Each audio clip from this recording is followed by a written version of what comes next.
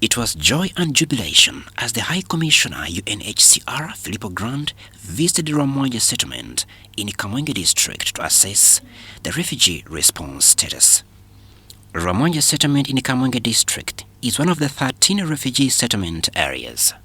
The area has about 99,000 refugees, mainly from DRC and South Sudan.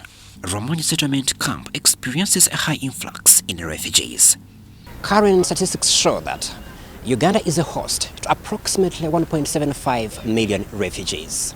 Specifically here in Rwamwanja Settlement camp, there are approximately 99,000 refugees. Recognizing that in a long-term displacement, food aid alone may not be sustainable, especially in light of increasing wars that continue to displace people, the UNHCR High Commissioner Filippo Grandi emphasized the idea of making refugees self-reliant and resilient through economic programs.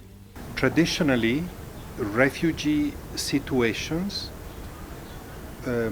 were supported by humanitarian funding. This has been the case for a long time.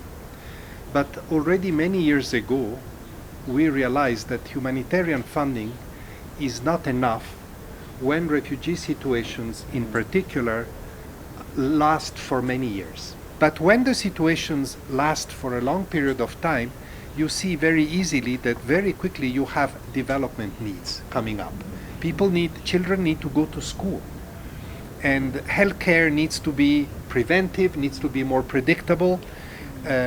People need to be self-reliant to find they cannot depend on food aid for a long time because food aid will decline. So you need to make them self-reliant. So what we have done is that we have tried to empower them by, first of all, our policy allows them to work. There are people, when they are in Rwamwanja here, there are people with plantations, there are people they employ, or factories they can employ when these refugees. We don't prohibit them from getting a job. In fact, they are free like any other citizen of our country. The kind of education now we are giving them is we are dwelling more towards skills development.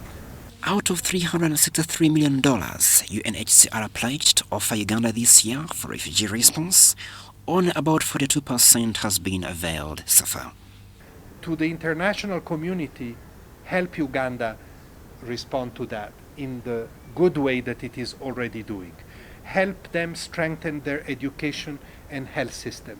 At Mahani Reception Center, we meet Masuk Samuel, who had been a student in Senior 3, with dreams of finishing school and building a future. His father was his everything, the provider, protector, and the anchor of his family.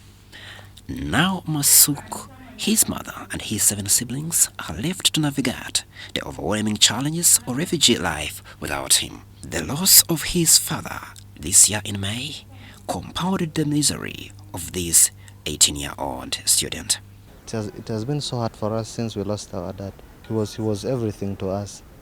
He was the one supporting our family and doing everything to the family. Then since we lost him, life just changed like that. Things became hard.